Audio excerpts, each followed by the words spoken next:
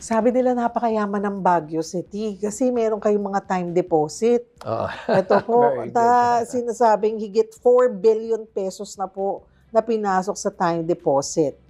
Ano ba ang advantage? Although, dinatnan nyo na po yan. 2000. Ano po, anong kayo'y unang naupo bilang mayor, mayroon na talagang mga ganyang accounts, time deposits ang Baguio City. Ano po ba ang advantage nito? Paano nakakatulong din itong time deposits na ito sa inyong syudad? Unang-una, gusto ko lang klaruhin, yung pan na yan, yung audit observation memo was 2023. Okay. So, kinorek na namin yan. Sa totoo lang, walang corruption dun eh.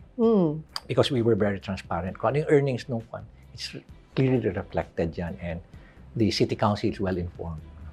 Second is, na-correct na namin yan. Nandun na lang kami sa 1.13 billion na lang ang naka-time deposit. But it's part of fiscal management, di ba? As local finance committee kasi yan eh. Pinapabayaan ko na yung local finance committee na mag-decision dyan. Importante is transparent.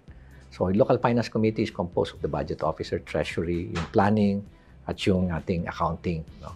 Let us say, dun sa nakita mong program of work ng mga projects, let us say meron kang 100 million for this project. Pero dun sa program of work, nakita mo kaya magkakaroon pa ng bidding letter. Gagamitin mo yung pera ng bandang April pa. O sabihin natin May 5. Nasa March, nasa January ka pa lang. Tapos biglang may offer ang bangko. Oops, merong 60 day na ito yung interest. Are you not going to take advantage? Kakagatin mo muna, sayang. Diba? Oo. Ganun lang kasimple yun eh. Diba? Ang importante, yung earnings nun, naka-reflect. Hindi mo itinatago at hindi mo pwede itago yon. Alam mo kasi may paper trail eh. May pitang bangko eh. Hindi mo basta-bastang, yung kutsabahin yung mga bangko. Hindi mo magagawa yan. Very transparent din sila. May yung compliance din nila talagang mahigpit din. Just like what you mentioned a while ago na in terms of compliance, yung Code of Ethical Standards, meron certain amount na dapat mo i-declare. Ganon din sa kanila. Kaya, pero meron kaming, at kung titingnan mo yung memo na yun, it's dated 1992 pa yung memo circular na yun. So, ibig sabihin, iba na yung panahon na yun. Ang importante kasi, naintindihan naman namin kung bakit meron yung circular na yun. To make sure na financially stable yung local government, it can meet its financial obligations, and number 3 is may availability of cash. Liquid siya. Fulfilled naman namin lahat yun eh. Hindi kami nagkakaroon ng problema sa aming mga contractors.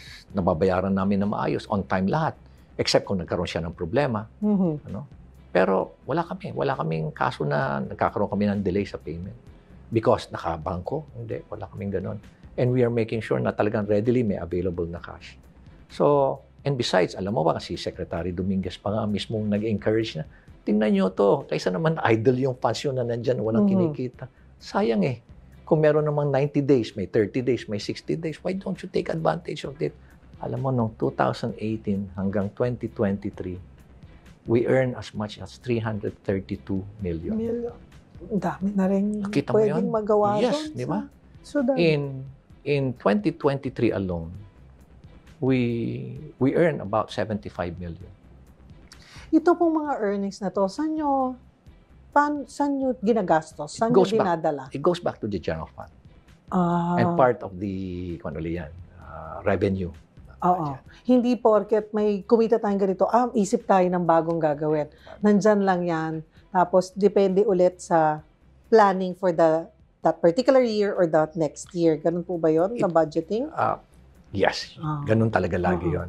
And besides, dadaan yan sa proseso.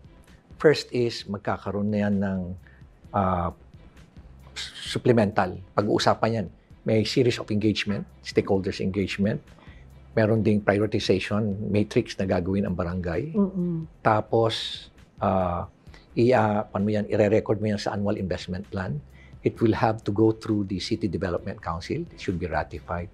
After the City Development Council, since this is a supplemental budget, it will again be approved by the City Council. Ganon katindi yung proseso dyan. Kaya hindi mo basta-basta na, gawin natin ito, gastusin natin ito. May process yan.